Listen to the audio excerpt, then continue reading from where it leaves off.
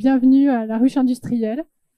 Pendant cette semaine de l'industrie, n'est-ce pas, qui a débuté donc depuis lundi, on a le plaisir de vous accueillir pour cette journée porte ouverte au sein de la ruche industrielle, donc qui est un collectif d'industriels qui se sont rassemblés pour essayer de s'entraider, de mutualiser leurs moyens, leurs connaissances, leur expérience pour construire des solutions aux problématiques qui sont complexes aujourd'hui et qui viennent impacter chacune des industries, de nos industries. Alors aujourd'hui, on commence cette matinée par une table ronde avec un témoignage donc de 3 dirigeants de PME industriels et puis d'un directeur de la transformation d'un groupe donc qui est situé sur ce site, Bosch Rexroth. L'idée, c'est de voilà, voir des expériences, de les confronter, et puis d'avoir un échange avec vous aussi. On prévoira ce temps à la fin de cette table ronde. On prévoit une petite heure pour cette table. Je crois qu'il y a un impératif de 11 heures pour toi, Patrick. Ouais. Voilà, donc, il pourra y avoir des échanges. On a ensuite un temps de visite puisque donc dans l'ensemble de la ruche sont installés des stands pour vous montrer les projets qui ont été menés et puis surtout les apprentissages qui sont sortis de ces projets. Donc cette journée est basée sous le signe des industriels qui parlent aux industriels. Donc là vous avez accès à des expériences qui ont été menées, expériences réussies, difficultés qui ont été levées. Et ça, c'est une source d'apprentissage hyper intéressante, voilà, pour les industriels qui n'étaient pas forcément dans ces projets-là. On aura ensuite un temps de midi, un temps de convivialité pour poursuivre les échanges. On est français, on aime bien un temps partagé sur le temps de midi. Donc, ça se passera là-bas vers le café. Et puis ensuite, cet après-midi, ça sera une journée dédiée au grand public, pour changer cette image de l'industrie, dont on sait qu'elle a une image qui n'est pas très sexy depuis de nombreuses années déjà. Mais bon, il y a des efforts à faire vraiment pour montrer comment elle se transforme, cette industrie, quel challenge elle essaie de relever, et que du coup, il y a de la place pour des gens en reconversion, en quête de sens, des jeunes, les jeunes ingénieurs aussi, qui normalement se lancent pour bosser dans l'industrie et qui n'y vont pas forcément. Donc, pour leur redonner envie d'y aller, les femmes aussi. Et voilà, on aura des délégations de tous ces publics qui seront cet après-midi dans la ruche, donc plus de 220 personnes qui sont attendues. Je vous inviterai aussi à partager, donc je suis Caroline Félix, donc directrice et cofondatrice de la ruche industrielle. Je vous inviterai à partager avec Bertrand, qui est aussi cofondateur et qui est responsable des projets et partenariats, si vous voulez en savoir plus sur les sujets techniques qu'on traite dans la ruche, techniques et pas que, puisqu'on adresse tous les sujets environnementaux et humains aussi. L'équipe de la ruche sera présente aussi au complet avec nos chefs de projet, Loïc notamment, sur les différents espaces. On commence avec la table ronde. J'ai le plaisir d'accueillir donc nos 3 speakers qui ont accepté de partager avec vous ce matin leur expérience et de prendre le temps de le faire. Merci à eux parce que on sait que c'est compliqué en ce moment. Plus personne n'a de temps. On n'en avait déjà pas avant, mais c'est encore pire aujourd'hui. Et aujourd'hui, être au pilotage d'une structure, c'est ultra compliqué. Il faut être une sorte de super-héros. Donc, vous avez en face de vous des super-héros. Donc, je vous demande de les applaudir.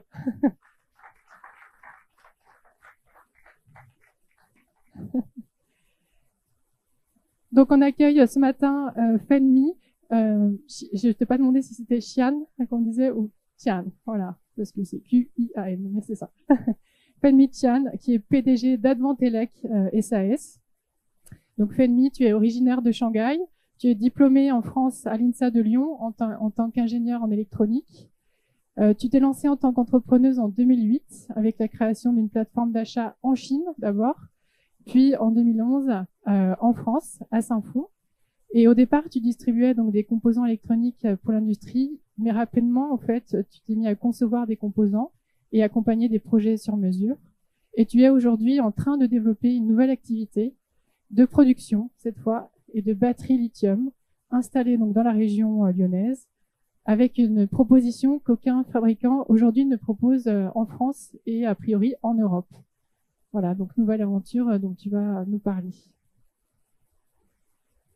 Nicolas Biderman, PDG de Desotel.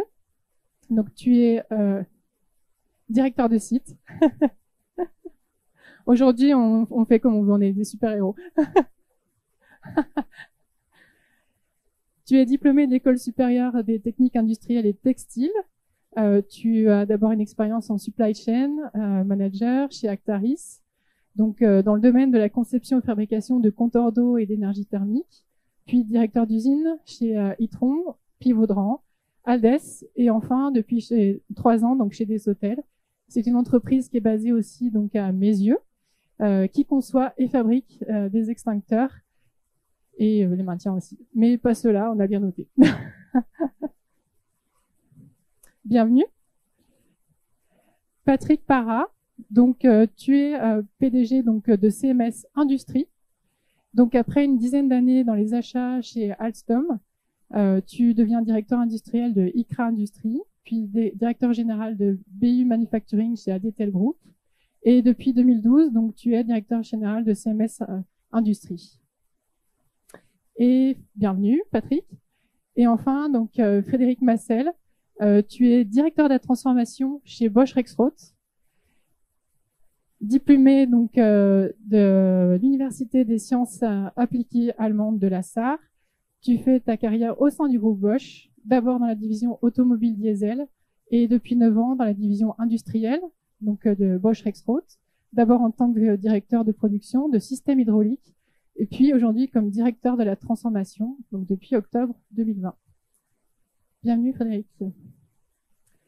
Alors, on vous a proposé cette table ronde ce matin pour parler de transformation et de transformation globale d'entreprise.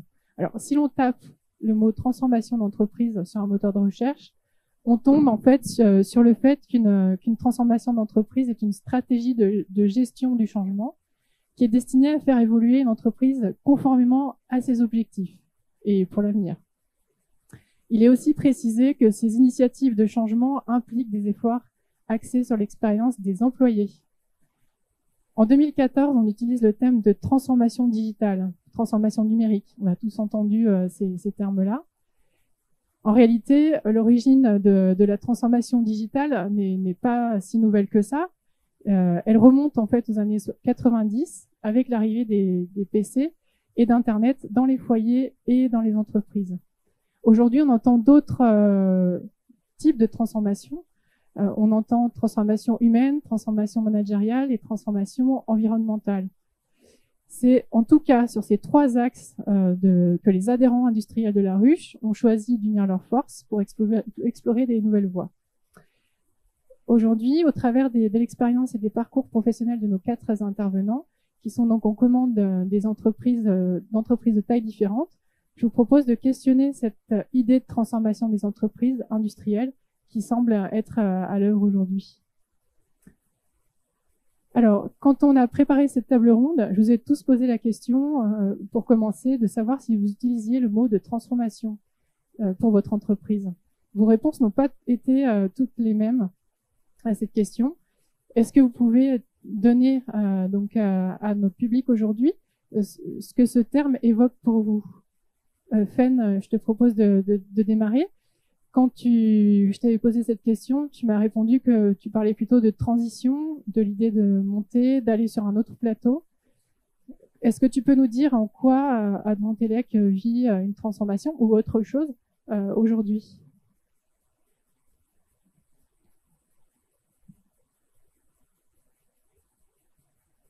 Alors, oui. En fait, Advantelec,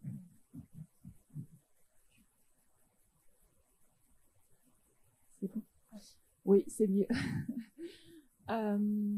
J'ai créé Advantelec en 2011. En fait, tout début, j'étais seule. En fait, l'activité était dans le négoce, pur négoce de l'activité principale d'Advantelec. Depuis 2018, on a commencé un bureau d'études, proposer les services de conception, développement, R&D, etc.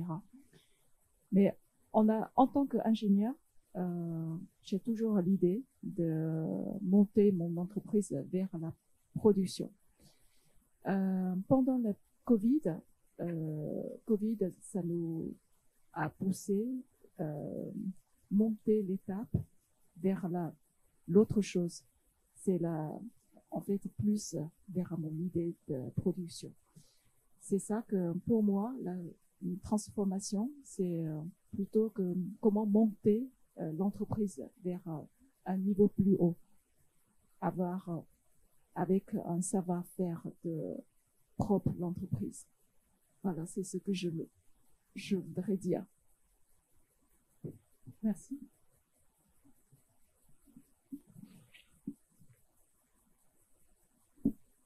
Nicolas, comment tu vis, toi, cette question de la transformation?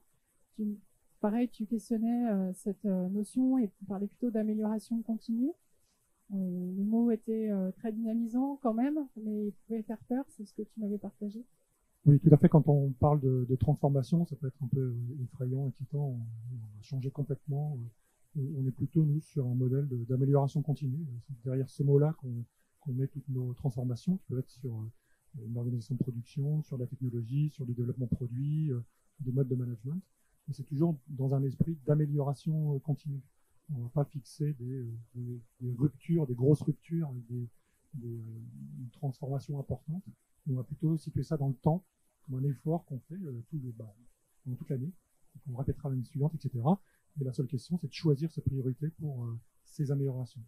Et au bout du compte, on se rend compte qu'on s'est transformé à force de petites briques et en s'appuyant sur un socle stable, mais en améliorant chaque année une partie de ce qu'on est. Merci. Je fais la petite manip parce qu'il y a une recrudescence en ce moment. Donc. Frédéric, donc toi, tu es depuis 2 ans directeur de la transformation chez Bosch Rexroth. À quelle réalité ce mot transformation te renvoie et renvoie chez Bosch Rexroth? Alors, je rejoins la notion d'amélioration continue. Ça, c'est vrai. On parlait avant de la conduite du changement dans les entreprises. Donc, l'entreprise est obligée de se transformer en permanence pour assurer sa pérennité. Donc, c'est vraiment le moteur. Ça donne le sens à la transformation. Pourquoi on se transforme? Pour assurer la pérennité.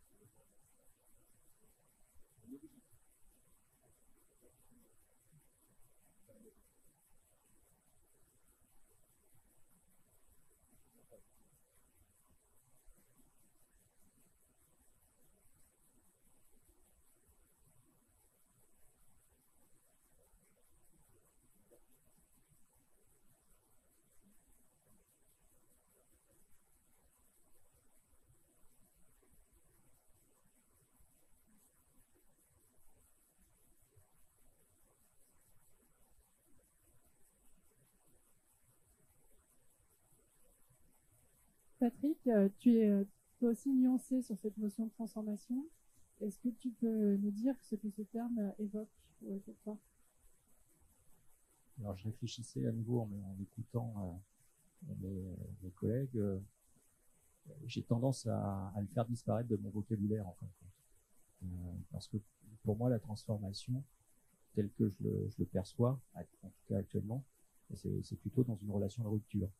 Et ce que je fais depuis 30 ans, c'est une forme de transformation, mais dans la continuité.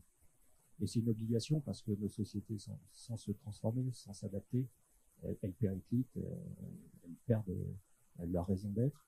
Donc, je n'utilise pas dans les projets d'amélioration et de structuration de la société le terme transformation. Et je pense que en tout cas pour le personnel que j'anime, il n'y a pas une culture très développée sur tous les concepts de la transformation, de la numérisation et d'autres choses de ce type-là. C'est souvent porteur d'anxiété. Donc, et je préfère les inscrire dans une démarche d'amélioration perpétuelle, dans un comportement proactif à des problématiques, plutôt que les laisser vivre dans un certain confort, et puis d'un seul coup me réveiller avec une problématique qui nécessite une transformation, et une transformation qui serait trop agressive, au risque de les perdre. Alors déjà, en ayant une démarche d'amélioration continue, on peut être amené à en perdre quelques-uns, mais quand on est en plus dans une transformation telle que je l'évoque, agressive, ou en tout cas franche, la problématique humaine est encore plus importante que la problématique technique. Donc, pour moi, la transformation, je l'enlève de mon vocabulaire. Merci.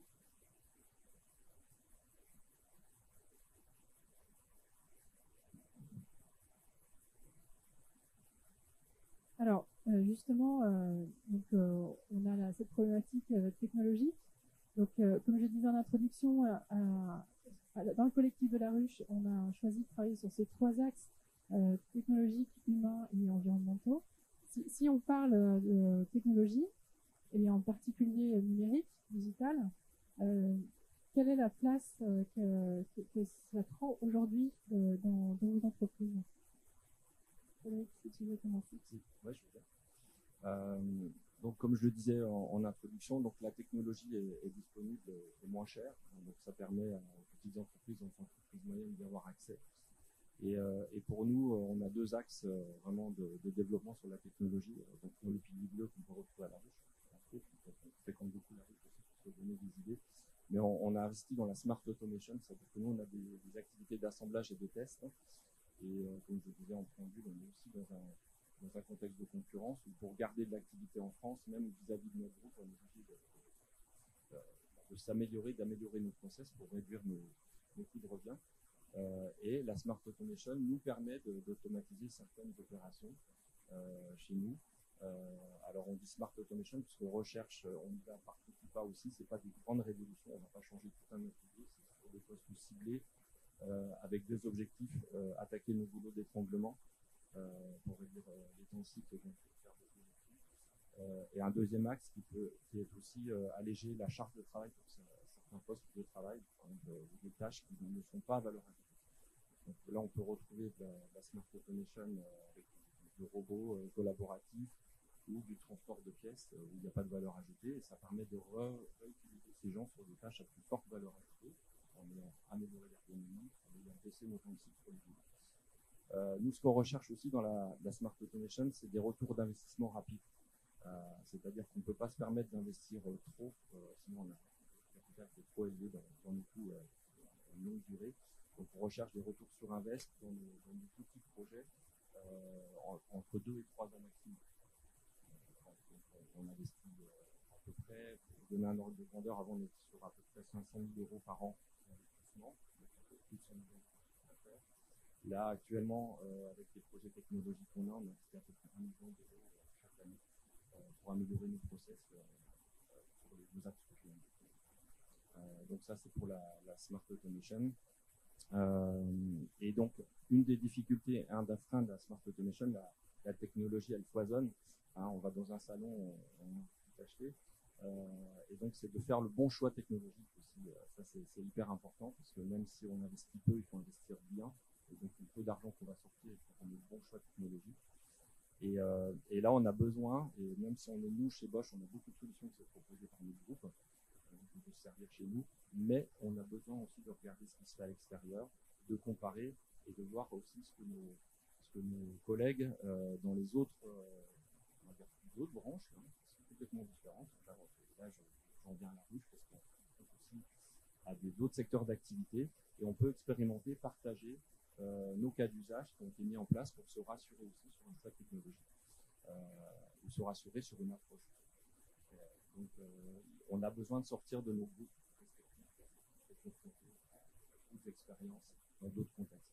Ça c'est super important, même dans un groupe comme Bosch qui est immense, 300 000 ou 400 000 personnes dans le monde, le fait de sortir du groupe, de comparer en plus de ce qu'on a, donc, le choix technologique est important. Et là, il faut se confronter à l'extérieur.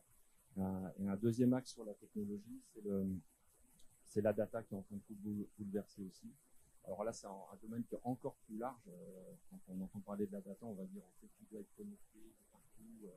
Voilà, c'est quelque chose, on ne sait pas par quel bout la gripper. Et on a mis quand même pas mal de temps, presque 2 ans de réflexion pour trouver un angle d'attaque qui serve nos intérêts, pour se transformer, nous aider à rester compétitifs. Et c'est ce qu'on appelle la continuité numérique. Donc c'est un des stands que vous verrez, je pense tout à l'heure, qui est en place. Les 2 de mes collègues qui vont vous présenter ce que ça veut dire pour nous. Et nous, on a eu un intérêt à lier la data dans la continuité numérique au niveau de la data du produit. C'est-à-dire qu'on a les ventes, le BE, la production sur le site. Et en fait, quand on fait l'analyse de comment circule la data, entre un besoin client qui est généré et puis en fait la réalisation du produit, on se rend compte qu'il y a un retraitement incroyable de la data plusieurs fois par plein de gens, avec beaucoup d'erreurs. Il y a l'Excel en fait, on vient plus du monde de l'Excel, et Excel n'est pas pérenne, voilà, il faut changer. Donc la continuité numérique, ça veut dire entrer la data une seule fois dans le système pour qu'elle puisse être exploitée ensuite par toutes les parties prenantes de l'entreprise. Et donc, pour nous, concrètement, ça veut dire lier nos configurateurs qui sont à la disposition de nos clients avec les données du bureau d'études et ensuite transférer ces données aux méthodes puis à la production en tant qu'instruction pour les opérateurs. C'est-à-dire que c'est générer un certain nombre d'informations techniques directement, parce qu'en appuyant sur un bouton, en fait, la configuration du produit est faite par le client. On appuie sur un bouton, on génère les 3D, on génère les plans de composants, les plans hydrauliques, et on veut aller jusqu'à générer des instructions opérateurs sur les postes de travail. Là, on travaille avec les méthodes en fonction de l'agencement de la ligne, pouvoir matcher l'assemblage du composant avec le bon poste de travail. Et faire tout ça en automatique. Pour citer un exemple, avant pour industrialiser un produit, sur une ligne, il fallait faire 300 photos pour avoir sur les écrans pour aider l'opérateur, la bonne photo dans la bonne station, pour assembler le bon composant. Et là, ça va se faire en automatique. Voilà, ça, mais le point clé de tout ça, d'un point de vue stratégique, c'est de réduire le time to market, c'est-à-dire le temps d'industrialisation. Donc aujourd'hui, la majorité de nos clients, ce sont des clients A, les grands comptes. On a commencé à attaquer le marché des clients B et C, qui est stratégique pour nous dans notre feuille de route. Et pour attaquer ces marchés-là, le temps d'industrialisation est clé.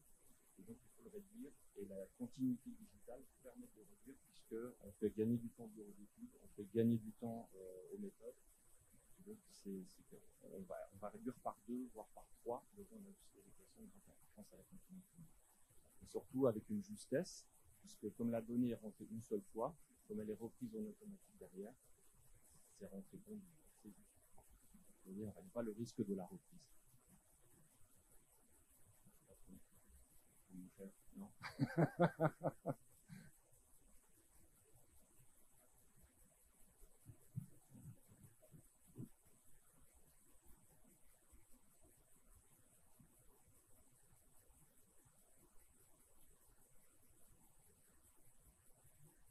Je fais tout l'inverse. Non, c'est une plaisanterie, mais quoique. Ce qui me vient à nouveau à l'esprit, c'est que très vite, là, on est en train de parler d'outils, parce que la question tend à poser la question, tend à s'interroger sur l'outil et déjà sur la digitalisation. Mais moi, j'ai en tête, et ça a été dit un peu en filigrane, mais ce que j'ai en tête, c'est on peut pas dire un proverbe, mais en tout cas, c'est une phrase d'un ancien dirigeant de Stratford Facom, dans les années, je crois, 80, et qui dit globalement mettre du software, donc on pourrait traduire, c'est mettre du numérique sur une organisation déficiente, c'est faire du footwear. Donc mettre du numérique sur quelque chose dont on n'a pas réfléchi, en tout cas structuré le sens où on voulait aller. Et c'est difficile de trouver ce sens-là. Et d'autant plus que, suivant comment on se situe, on peut être éloigné du marché final, donc d'être de plus en plus en difficulté à être acteur sur le marché, donc être acteur de nos choix. Donc, quand on est éloigné de tout ça, il faut probablement être sur une approche de la numérisation, de l'utilisation des outils, probablement plus ponctuelle, moins globale. C'est pas parce que le global serait pas intéressant, c'est que du fait de nos tailles, du fait de nos marchés, c'est peut-être pas, je dirais, atteignable. Et puis c'est à nouveau peut-être devoir être très vigilant à ce que nous sommes au départ. Ou à moins d'avoir la chance de faire ce que j'évoquais en contradiction dans mon premier propos, c'est de dire que finalement on n'est pas sur une évolution, mais on est sur une rupture. Je pense qu'à la condition, si j'avais la possibilité de dupliquer mon entreprise momentanément, le temps nécessaire de la remettre complètement à plat, de benchmarker les outils, de les échanger avec d'autres opérateurs industriels et puis construire brique à brique cette nouvelle entreprise, effectivement, j'aurais certainement la meilleure solution optimale. Bon, de toute manière, c'est super, c'est un beau rêve, j'ai pas les moyens pour le faire, j'ai pas le temps pour le faire, et avec un peu de chance, même si j'avais le temps, je serais pas en phase avec le marché. Donc, le choix au sein d'une société de plus petite taille, j'ai essayé de faire le ratio entre le nombre de personnes chez CMS et puis chez Boss Rexroth. Bon, j'ai pas réussi finalement. Donc, on est beaucoup plus petit. Mais ce que je veux dire par là, c'est que les projets de digitalisation, de numérisation, je pense à quelqu'un qui à chaque fois que j'utilise digital nous engueule, je pense que c'est Sébastien, tu vois qui je veux dire.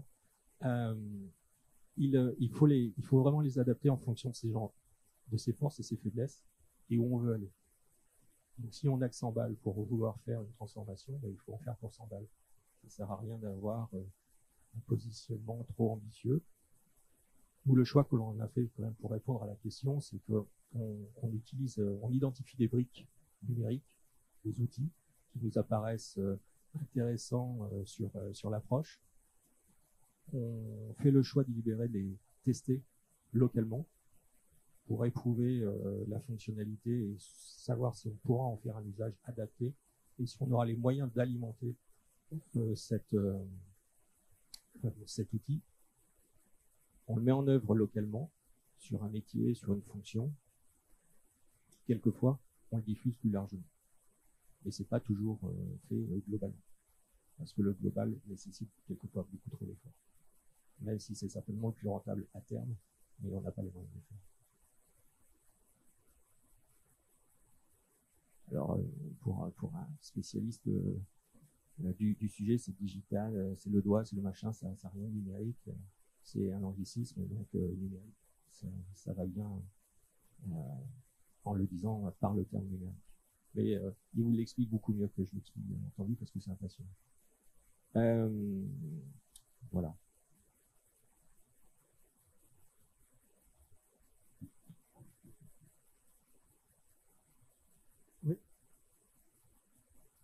Oui, tout à fait. Et je rebondis sur mes derniers propos sur le fait de tester un endroit, de développer ensuite, déployer ensuite, si jamais effectivement ça fonctionne bien. Et c'est, je pense, une approche qui est extrêmement intéressante. Surtout, je disais tout à l'heure qu'on a une offre qui est pléthorique, l'accès digital et numérique est très simple, est beaucoup moins cher qu'avant et il nécessite de mettre en œuvre beaucoup moins de technologie qu'il y a quelques années. Et du coup, il y a une offre qui est pléthorique. Ça veut dire qu'on va peut-être s'appuyer aussi sur des partenaires qui sont peut-être des startups, qui sont des gens qui sont en pleine croissance, et qui vont peut-être tenir dans le temps ou pas. Et donc il y a aussi dans ce choix d'aller vers le digital, le choix des partenaires avec lesquels on va aller, il y a aussi cette prise de risque qu'on fait, et le fait de commencer par petits modules, ça permet aussi voir un peu ce que notre partenaire qu'on a identifié avant-vente, comment il nous accompagne et comment ça répond à quelque chose chez nous. Et la question extrêmement importante aussi derrière, c'est il faut qu'on assure nos arrières. Si jamais notre partenaire digital, le super startup qu'on a identifié, eh bien, ne fonctionne plus, il faut qu'on puisse récupérer nos billes et puis continuer à développer ce qu'on trouve intéressant, peut-être avec d'autres partenaires, mais c'est un point pour moi qui est important. J'ai un petit exemple aussi sur l'histoire, si j'ai le temps, sur l'histoire de commencer par un endroit et puis de déployer ensuite. On avait commencé, nous, à mettre en place un système de collecte de données sur nos lignes de production. Et on avait plein de rêves en se disant, on va pouvoir faire plein de choses, on pourra faire de la maintenance prédictive, on va pouvoir faire plein de choses parce qu'on a plein de données de partout. Et en fait, on se rend compte que ces données qu'on collecte, effectivement, on fait un dixième de ce qu'on imaginait parce que, par exemple, l'aspect maintenance prédictive, on l'utilise très peu. C'est des données qui sont extrêmement intéressantes quand on a un problème à résoudre pour aller comprendre dans le détail comment fonctionne notre ligne, quels sont les taux de panne, mais on n'utilise pas du tout pour faire de la maintenance prédictive. Donc il y a aussi des usages qui apparaissent au fur et à mesure de la digitalisation, des choses qu'on imaginait et qui finalement on laisse un peu tomber parce qu'on n'intéresse pas trop. Et on garde ce qui vraiment nous intéresse et après c'est ça qu'on va déployer sur les autres lignes.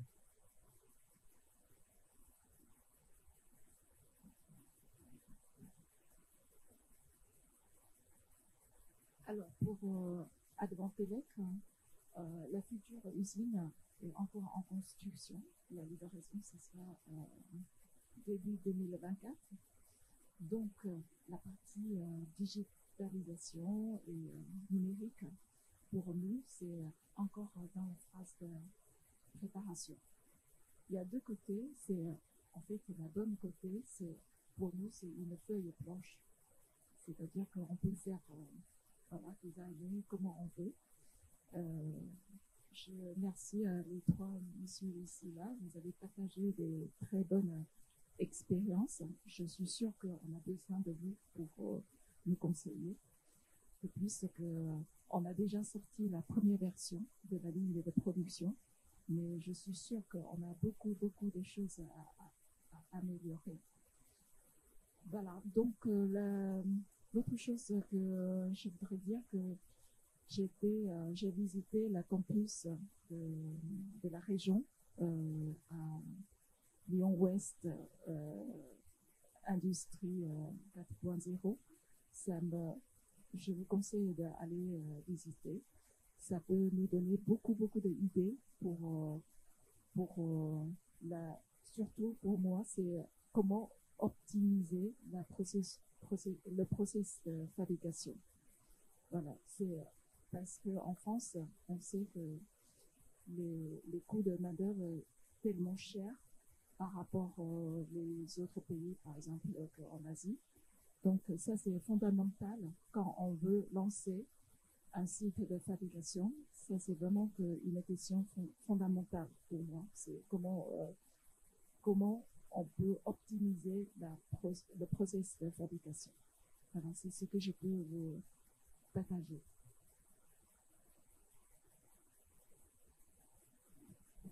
Merci Ben.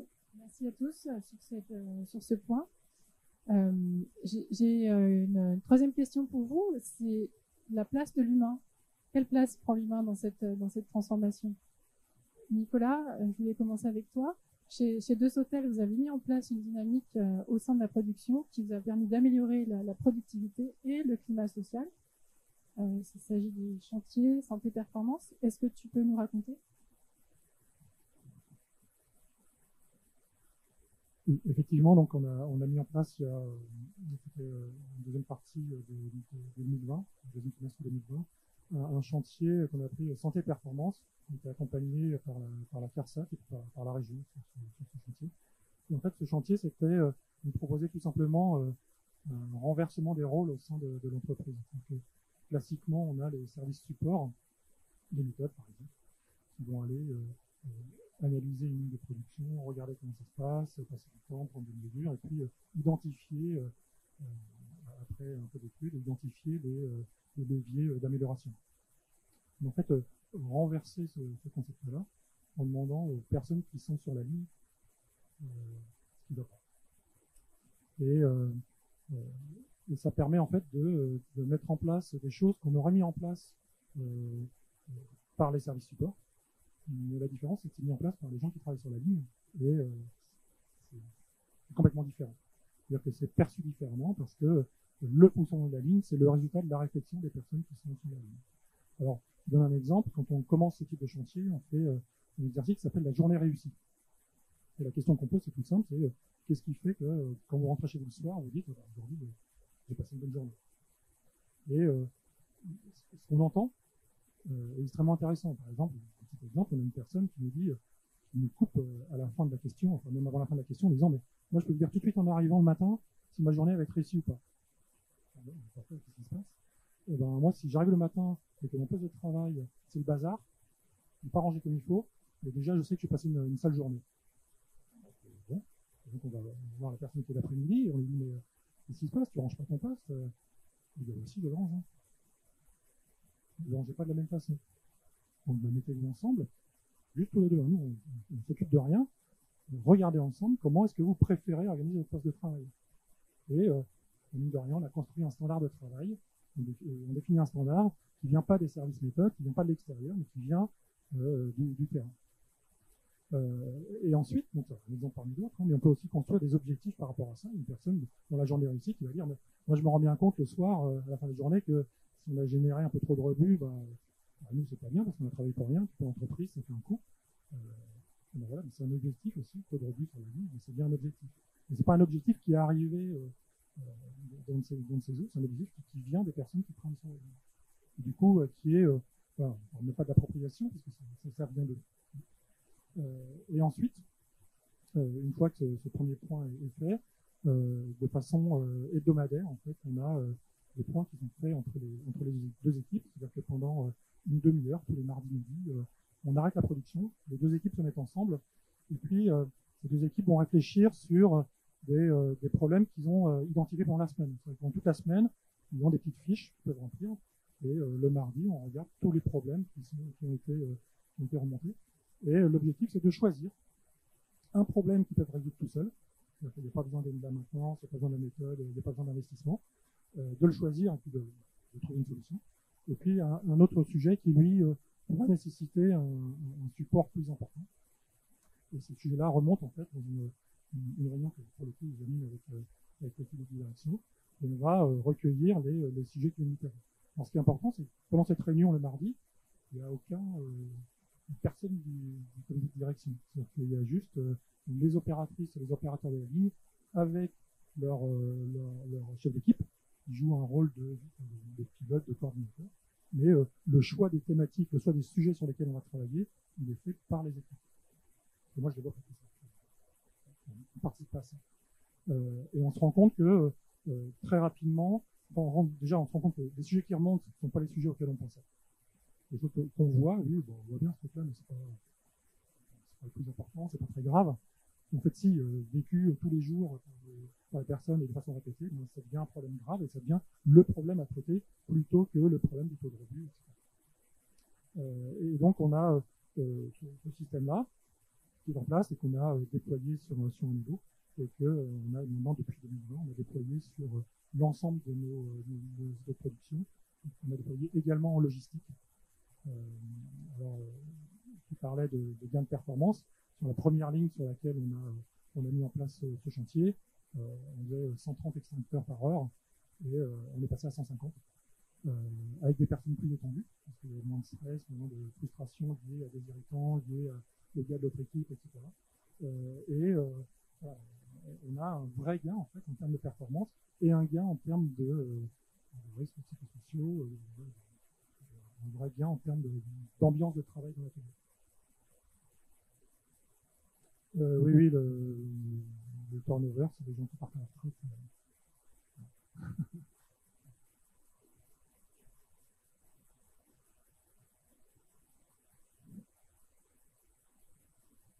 Eric, est-ce que tu veux partager des expériences qui résonnent? Alors, pour rebondir sur ce que tu disais par rapport à donner la parole aux gens, on est en train de déployer, nous, un programme depuis début de l'année qui s'appelle le Lean, c'est prévu pour les secteurs indirects, mais on le fait aussi dans les secteurs directs. C'est-à-dire on a 4 navigateurs, on appelle ça comme ça, qui sont formés à une approche et une méthode. Donc on a une boîte à outils, une trentaine d'outils. Et cette méthode consiste à aller passer du temps dans chacun des groupes de l'usine. Donc on a divisé l'usine en 27 groupes, donc on voit tous les managers. On n'est même pas au niveau du chef de département, on est au niveau du chef de groupe. Et chaque navigateur va passer donc 3 mois avec ce manager qui va désigner aussi ce qu'on appelle un niche pour se challenger. Et on va avec notre boîte à outils dans ces groupes et on passe 2 heures par jour, 4 jours par semaine pendant 3 mois avec eux. Donc c'est un énorme investissement. Et le premier mois, c'est une phase de diagnostic où on applique plusieurs outils. Donc on les fait parler. Donc c'est quoi vos projets stratégiques, état des compétences à bord,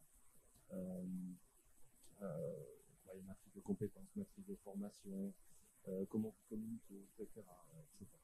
Il y a aussi des workshops qui font parler les gens directement avec et sans le manager. Donc on a des retours directs des gens parce que vous voulez changer dans le secteur.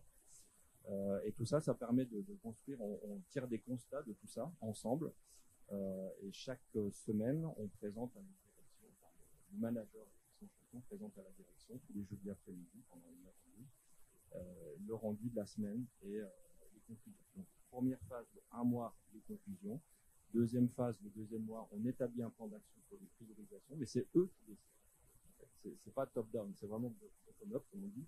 C'est vraiment la base qui décide et validée par le chef de groupe et son champion de groupe.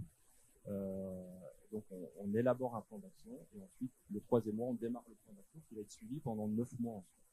Et tout ça tous les jeudis suivi par la direction. Et la direction vraiment sponsorise ce programme parce que ça permet aussi de...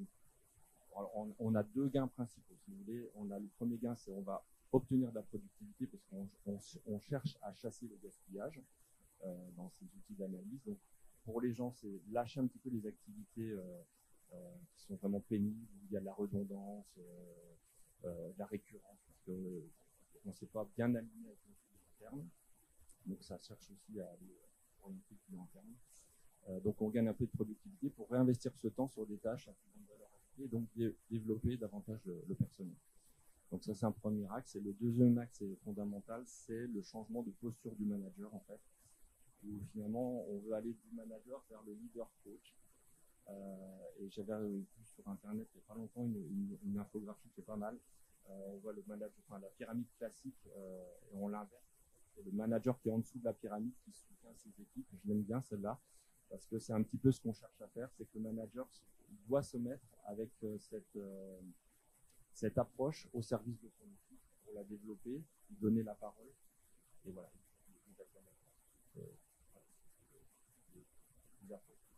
Dans le même esprit.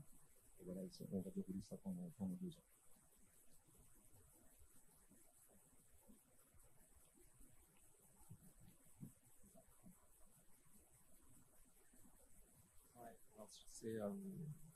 Je partage complètement les expériences qui sont évoquées.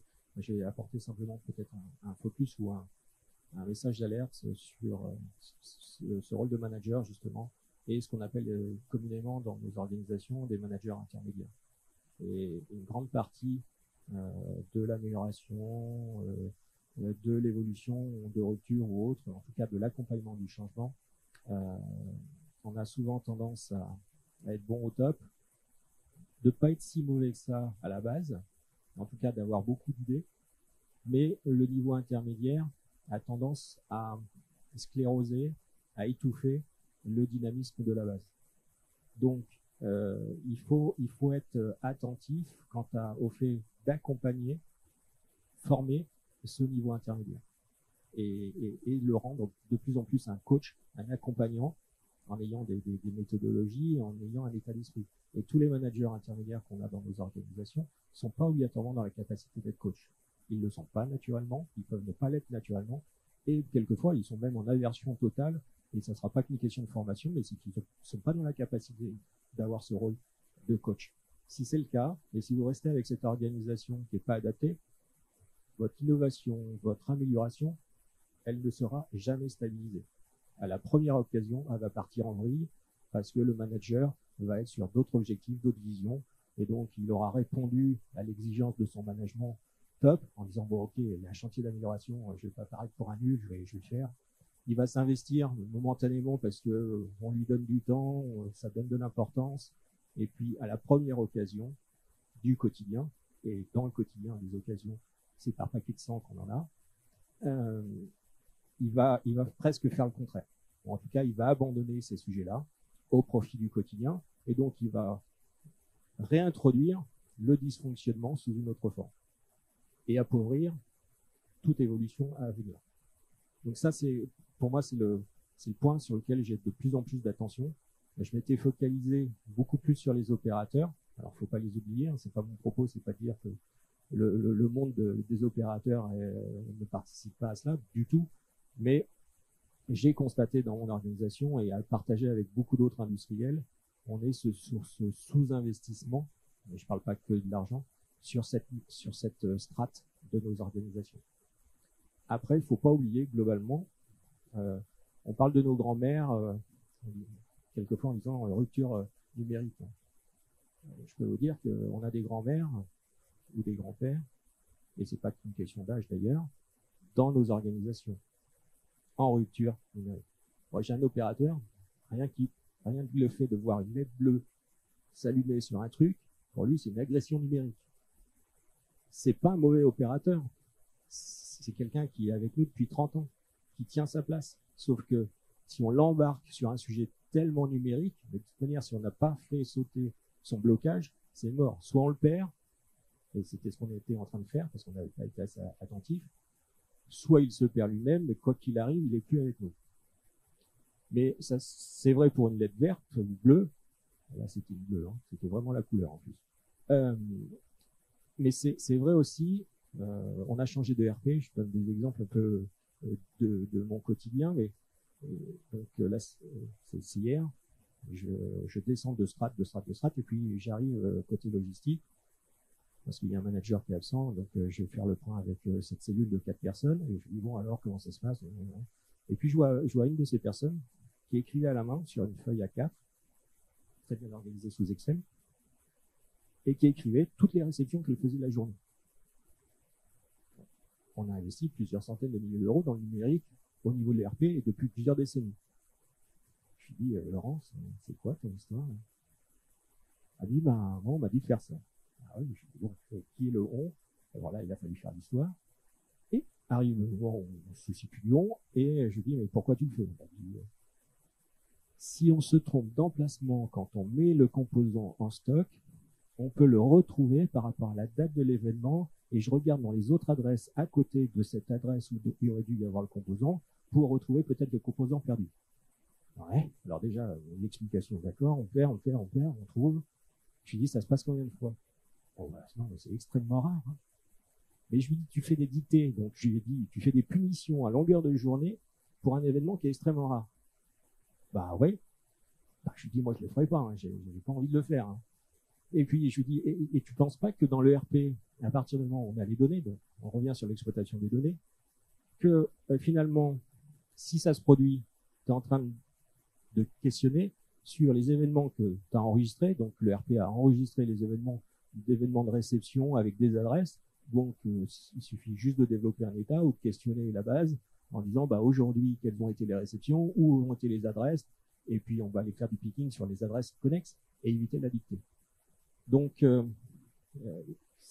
ça démontre bien que l'humain est clé, parce qu'il est clé à l'installation, mais il est clé à l'utilisation. Parce qu'on peut avoir des super projets numériques, ouais regardez, ça donne le niveau de productivité. Le dernier message que je veux évoquer par ça, c'est qu'il faut faire le SAV de ce gain de productivité. Dans les projets, on a tendance à investir au début beaucoup, un petit peu moins dans la mise en œuvre. C'est souvent des défauts que l'on a. Puis une fois qu'on a mis en œuvre, on part vite sur un autre projet et on considère que c'est acquis. C'est mort. Votre productivité, elle va se faire après. Elle ne va pas se faire pendant la montée en phase du projet. Et bien souvent, on la calcule qu'au seuil de mise en œuvre du projet. Et là, c'est l'humain qui fait la différence et le management qui fait la différence.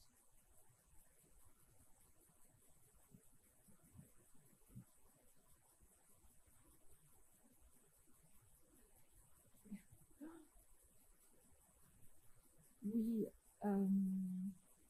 fait, à Montpellier, je voudrais partager ce qu'on a fait en 2022 et on a prévu de le faire en 2023.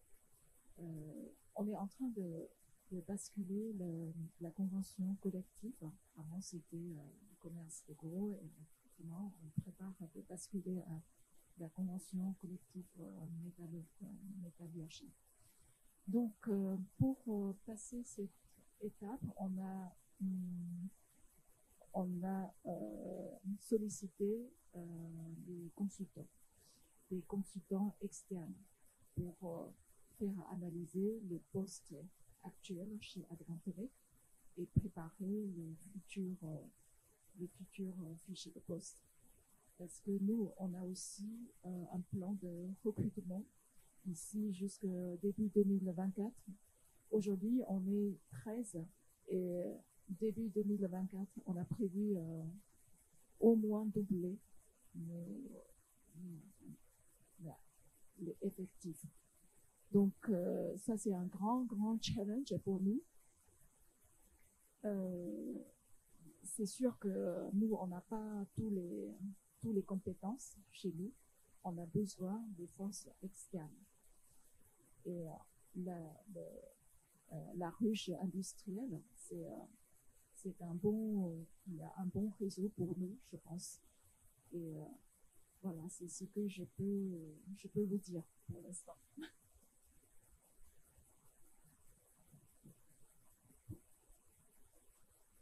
Si tu manques encore juste 2 minutes, j'aimerais vraiment dire ce que tu as dit tout à l'heure sur le rôle des managers intermédiaires.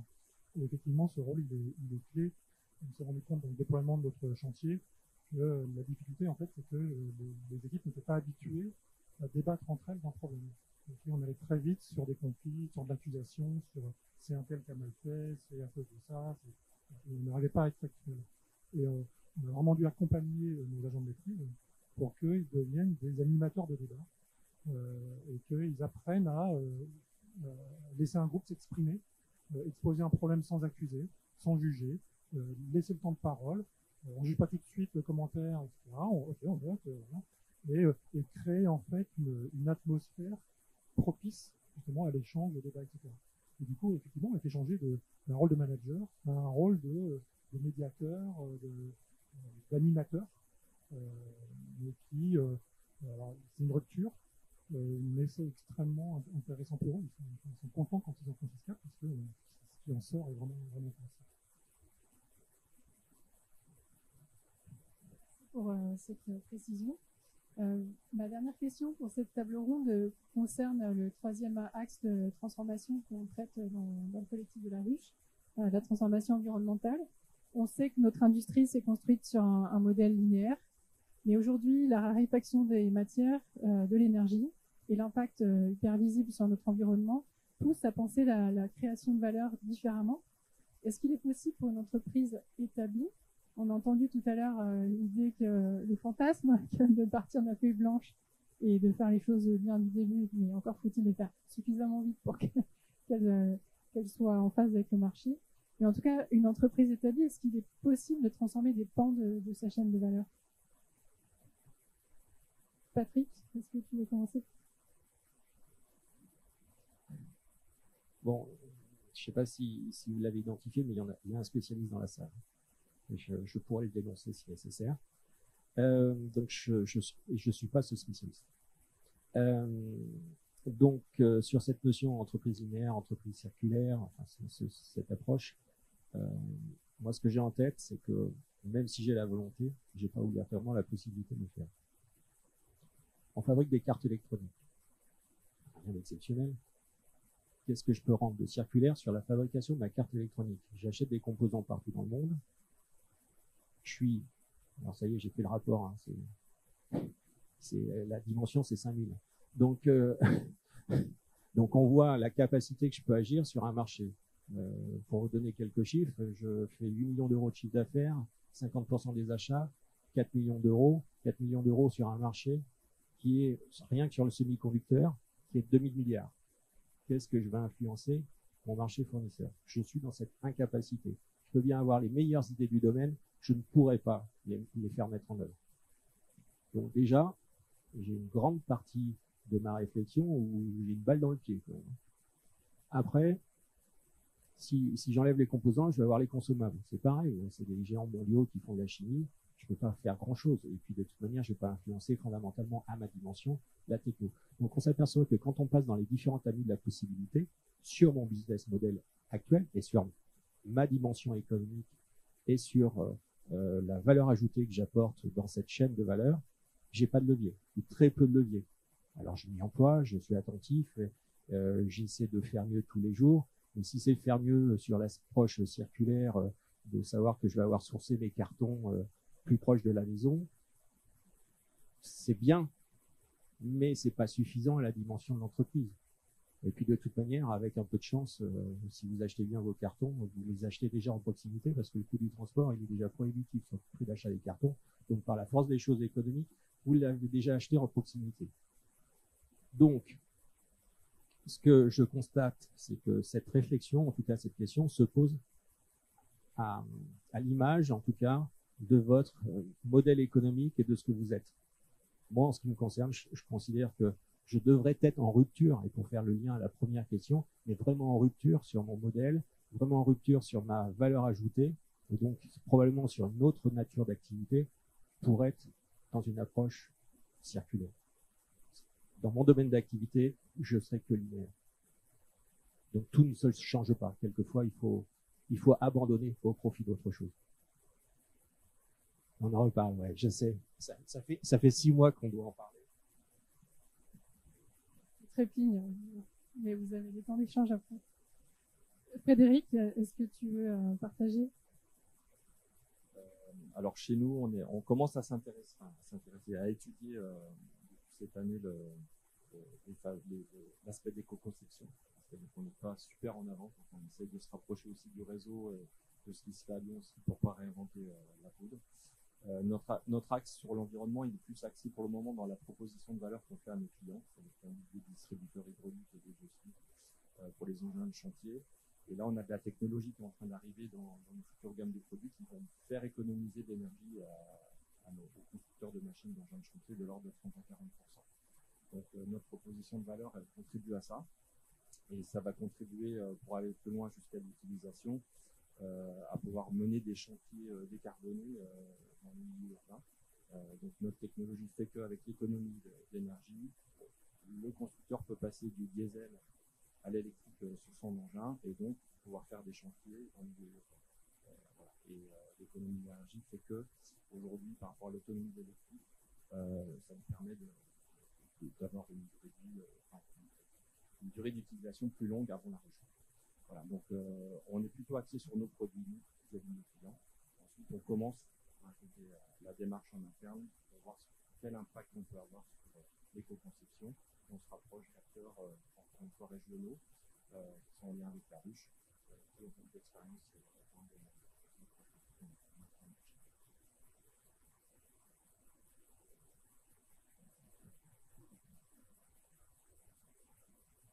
Oui, on travaille nous principalement sur nos produits. En amont, effectivement, il y a des travaux d'éco-conception pour faire évoluer certaines pièces qui sont soit sourcées très loin, soit peu recyclables, soit pour lesquelles on pourrait réduire la part de matière dans cette pièce. Et puis on travaille en ce moment beaucoup sur la fin de vie de nos produits. Donc, on sait que l'extincteur, au bout de 10 ans, il doit changer. Mais on sait qu'il y a une grande partie de ces composants qui sont encore tout à fait efficaces et qui sont tout à fait opérationnels. Mais sans bien sûr, parce que c'est notre limite, notre ligne rouge à pas franchir, sans prendre aucun risque sur la sécurité, l'extincteur, pour que ça fonctionne quand on en a besoin. On commence à travailler en fait sur la réutilisation de certains composants. Et pour ça, on a un travail en amont en fait pour faire évoluer la réglementation. On a une réglementation aujourd'hui qui ne permet pas le réemploi de nos appareils. Et donc, on travaille avec les instances normatives en amont pour permettre ce type d'utilisation. Et ça veut dire que dans quelques années, dans notre flux de production, on va réintroduire, et on est déjà en train de penser à ça, on va réintroduire l'apparition de composants qui reviennent du terrain, qu'on aura réprouvés, qu'on aura testés, qui seront réputés fiables, solides, et qu'on pourra réinjecter dans notre production.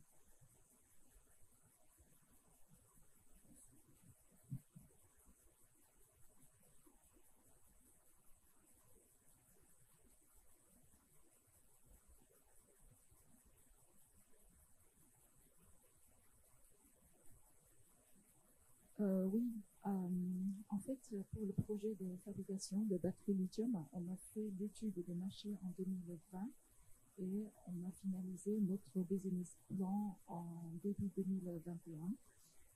Et en fait, ce projet, on a en fonction de deux phases. Première phase, c'est l'usine en 2024 pour une quantité de environ 1000 pièces. 1000 pièces de batterie, 1000 batteries par 8 heures. Et ensuite, 2026, une grande usine pour la masse production. Et là, en fait, 2022, cette année-là, le besoin de demande de batterie, petite batterie en sachet souple, s'explose. Du coup, qu'est-ce qu'on fait? Il faudrait réfléchir encore. Est-ce qu'on doit accélérer la production?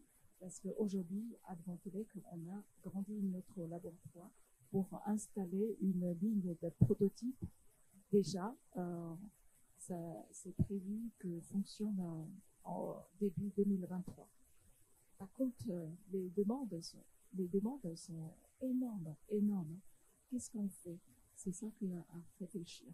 Du coup, voilà. Il y a plein de choses à faire en même temps. Du coup, comment en faire? On a vraiment besoin des forces externes pour avancer ce projet.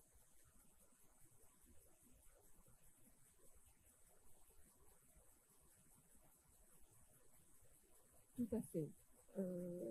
Pour la partie lithium, il y a le recyclage. Et on a accueilli une société qui voulait investir dans notre région pour une usine de recyclage. Et aujourd'hui, on sait déjà que dans notre région, la métropole, il y a déjà des grandes sociétés qui envisageaient dans le recyclage de batteries lithium. Notre idée, c'est vraiment qu'il y aura un cercle vertueux, c'est-à-dire que nous pourrons utiliser les métaux rares recyclés pour refabriquer, pour la fabrication de batteries lithium. C'est très important pour nous. De plus, nous avons un plan de travailler avec les instituts nationaux pour créer les nouveaux types de batteries plus écologiques. Aujourd'hui, bien sûr que le démarrage, c'est la batterie lithium. Ça existe déjà. Mais dans quelques années, j'espère que nous pourrons fabriquer, Advantelec, nous pourrons fabriquer les nouveaux types de batteries plus écologiques qu'aujourd'hui. C'est ça, notre idée. Pour ça, vous avez besoin d'une dynamique territoriale avec des acteurs industriels et institutionnels et labos qui soutiennent des projets. Ouais.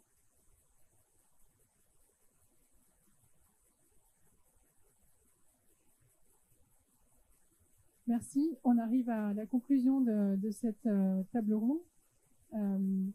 Est-ce qu'on peut dire, je vous propose une dernière réflexion, chacun d'entre vous, pour conclure. Est-ce qu'on peut dire que notre époque, qui apporte des difficultés nouvelles, mais aussi des opportunités inédites pour le pilotage de vos entreprises industrielles? Est-ce que, voilà, aujourd'hui, il y a les deux, difficultés, mais aussi opportunités, quelle que soit la taille de l'entreprise? Clairement, pour nous, c'est une opportunité, tout ce qui se passe en ce moment. Donc, on a parlé de la technologie, on a parlé du changement en termes de management, de culture d'entreprise. Tout ça bouge en même temps et se superpose. Et j'ai envie de dire aussi, ce qui est nouveau, c'est l'ouverture. On peut retrouver aussi, on est dans un groupe, nous, Bosch, et on trouve une ouverture maintenant locale avec des acteurs locaux. Et je trouve que ça booste énormément notre transformation. C'est-à-dire, on vient avec nos idées, on repart, on vient se confronter sur nos approches. Et pour moi, il y a un lieu qui, voilà, c'est né en 2019, on a commencé la ruche, on est venu en 2019 dès le début, et on voit nos gens maintenant dans les différents groupes de la ruche parce que malgré le fait qu'on soit dans un grand groupe, eh ben, on trouve l'idée avec nos pairs qui sont dans d'autres filières de la région. Et on se comprend tout de suite. Et donc, ça permet de repartir, comme dit mon chef, avec les bonnes questions. Il faut de partir avec les bonnes solutions, mais en tout cas, ça sécurise beaucoup. Et on se confronte à un environnement local, avec une culture locale qui est la même, mais même si c'est des métiers différents. On peut beaucoup échanger. Et donc, je dirais, grande opportunité en ce moment, et avec des lieux tels que la Ruche qui rassemblent les entrepreneurs sur leurs actions de transformation, que ce soit humaine ou technique, c'est très riche. Et donc, un grand levier pour l'avenir, on a grande confiance pour ça.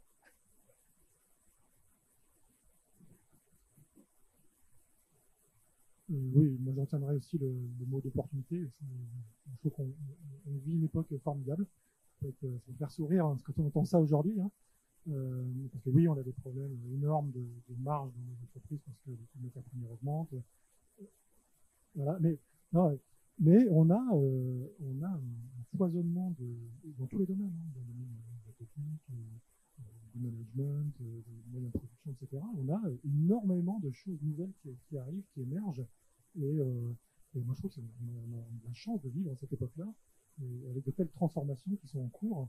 Et c'est à nous d'être acteurs de ces transformations-là. Je trouve ça fantastique. Et là, le réseau local, effectivement, joue un rôle extrêmement important. Parce que tout seul, on ne peut pas avoir les bonnes idées, on ne peut pas avoir accès à toutes ces nouveautés. Et le fait de pouvoir échanger entre nous, c'est aussi une vraie richesse et ça nous permet justement de profiter de cette époque formidable.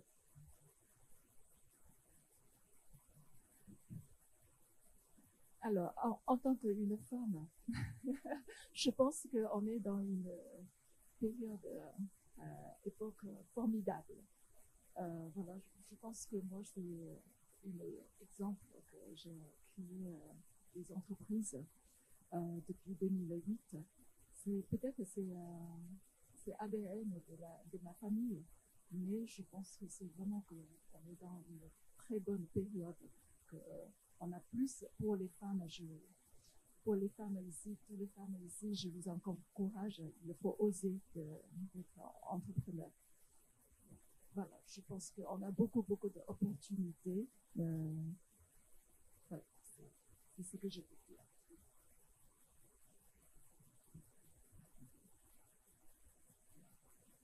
Je vais donc essayer de faire moins de 20 minutes. Un peu en transition, à la fois en conclusion presque. Mais à nouveau, ça me fait penser à différentes choses. On parle de l'entrepreneur, et tu évoquais la question des problèmes, des solutions. Je ne sais pas si vous écoutez BFM, mais moi j'écoute BFM parce que j'ai 45 minutes de trajet tous les matins. C'est vrai, ça pourrait être quelque chose. Mais bon. Et globalement, de temps en temps, il y a un message qui passe et il y a un intervenant qui dit être entrepreneur, c'est jamais qu'apporter des solutions à des problèmes.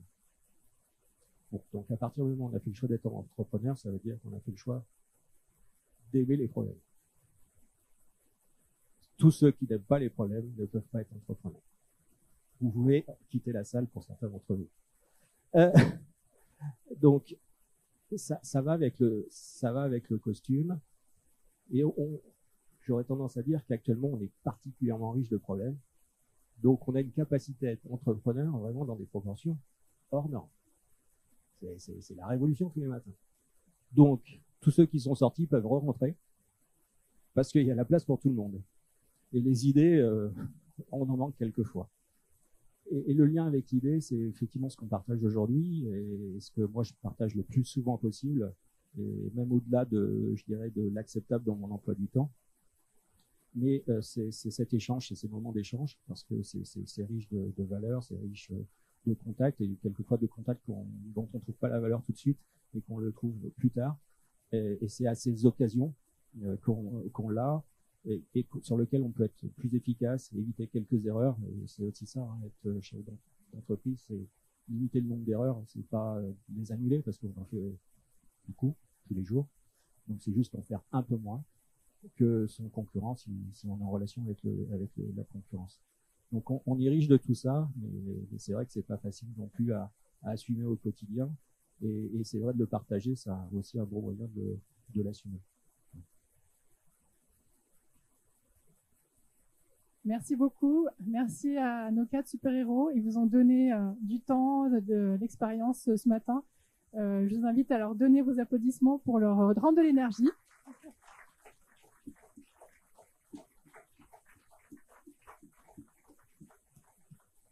Je vous propose de poursuivre les échanges dans la halle. Bertrand va vous présenter en quelques minutes ce que vous pouvez voir. Et puis après, pour ceux qui le peuvent, on a prévu un buffet convivial auquel on aura plaisir à vous voir. Bonjour à tous. Alors moi, je vais pas être long. L'idée pour vous, c'est ensuite d'aller vous dégourdir les jambes. La ruche est une usine à projet. Donc pour ceux qui veulent repartir avec une punchline aujourd'hui, c'est vraiment ça. Et vous l'avez compris.